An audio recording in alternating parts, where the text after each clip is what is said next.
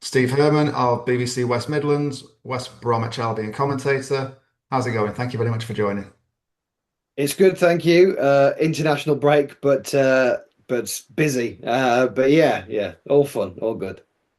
Fabulous.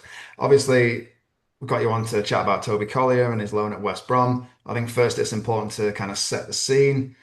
Ryan Mason, former Spurs midfielder and coach, he was appointed as manager in the summer, which was his first managerial role. I think he was 33 at the time.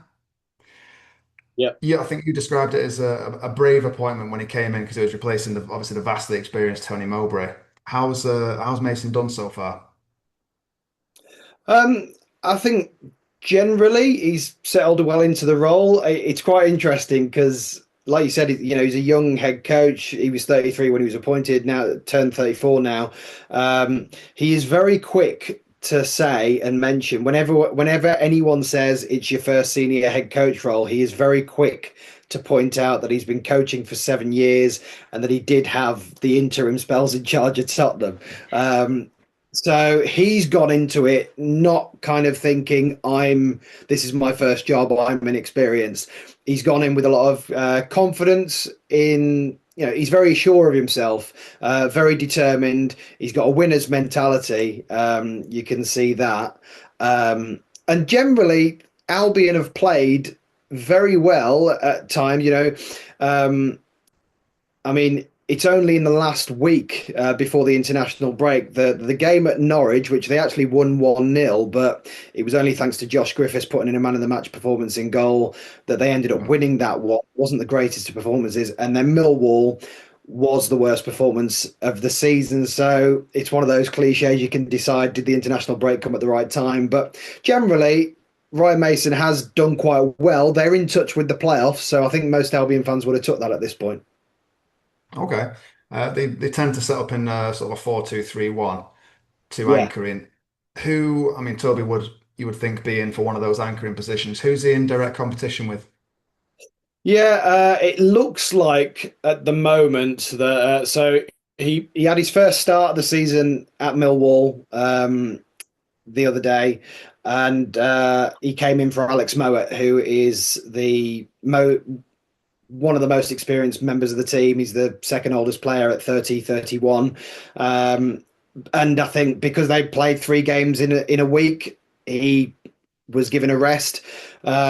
They're both kind of primarily left-footed, so it would make sense that he comes in for Alex Mowat, and he is more of an Alex Mowat type player, someone who, well, or at least that's what I've seen so far in the cameos that he's had, someone who can string a pass together and sort of link up the play in the midfield, and then alongside him, he's got someone like Jason Malumbi, who is very much all action up and down the pitch, stuck in, does a bit of everything really. So yeah, he's more in direct competition at the moment with Alex Mowat. Okay. As a result, obviously Toby's minutes have been limited at times. He's made 8 appearances, but 7 of them were as sub. Not a huge amount of time cumulatively within all that. What have from what you've seen of him? How's he looked prior to Millwall? Yeah, yeah. Like you said, it's a very small sample size, unfortunately.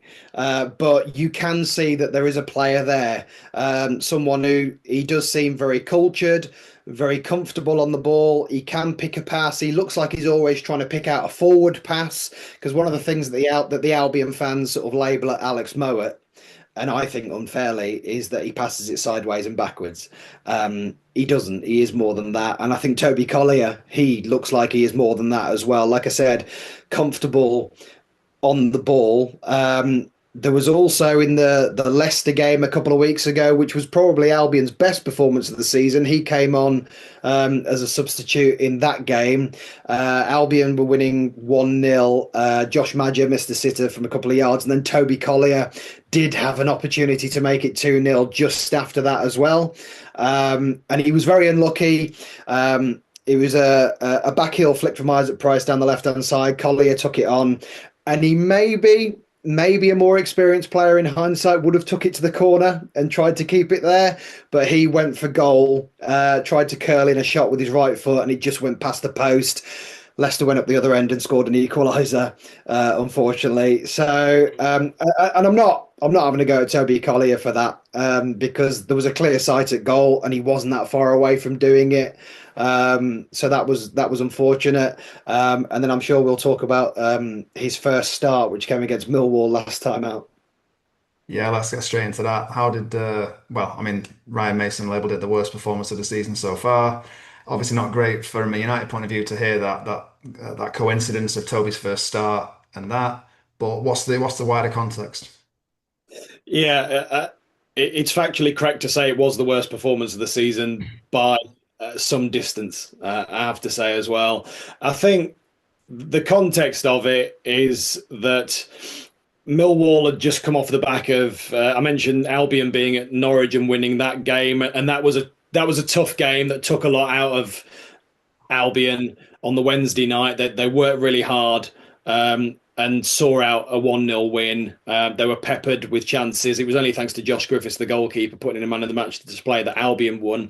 On the same night, Millwall were battered at home 4-0 by Coventry, which is no shame in a way, because Coventry are battering teams left, right, and centre at the moment and scoring goals for fun. But for Millwall, you were always going to expect a response. So Alex Neil made 7 changes to the Millwall team. And, you know, as everyone knows, when you go to Millwall, you're going to expect a hostile atmosphere, and their team are going to fight and battle and scrap. And unfortunately for Toby Collyer, that was his first start. And I think what we saw, and don't get me wrong, Toby Collyer was not alone in having a subpar performance.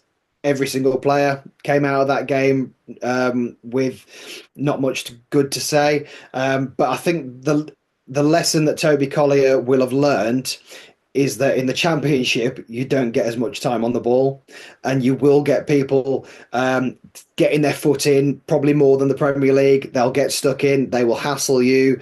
They will close you down as much as you can, particularly a team like Millwall. And that's what we found. He wasn't able to really get his foot on the ball and pick out a pass, because by the time he put his foot on the ball and looked up, a Millwall player was in his face. So it was a very difficult learning curve, and that's something that Ryan Mason touched on. He didn't necessarily talk about Toby Collyer individually. He just said as a collective that is a performance that they would have to learn from, and maybe it's quite good that it's come with the international break. So Toby Collyer and all those other players have got a week's worth on the training field to work on things. Yeah, and then I suppose finally, when you get a lesson like that, the next step is to show that you've learned from it. Yeah, exactly. Because it's really interesting as well, because I think a lot of Albion fans were kind of clamouring for him to start. They were like, we've got this lad from Manchester United. From what we've seen off the bench, he does look good. So why is he not starting yet? And as I say, it's kind of just unfortunate timing that was his first start. I'm sure there will be other games that he'll be better suited to. I'm very intrigued to see more of him, because, as I say, that from the sample size that we've had from the cameo, substitute appearances, and the game at Millwall, I don't think it's fair to judge him yet. And I think the other thing I'd say as well, and this is more for Albion fans than it is Manchester United fans, is because I think he's only had 12 appearances maybe for United. He's not actually. I've seen him in and around the squad when I've covered games for Villa and Wolves for BBC WM. You know, he's not actually played that many games for Manchester. Yes, he's a Manchester United player, but he's not played that many games. He is still very much learning. So I think he's not alone in that. I think anytime a young player from the Premier League comes down to the Championship, there might be a bit of expectation from fans. So I think what we've learned from the Millwall game is, let's just give him a bit more time, a bit more patience. And I think as the season progresses and the Championship is going to be, you're playing Saturday, Tuesday, Saturday, Wednesday, whatever it is, he's going to get way more game time, I'm sure, before the end of the season.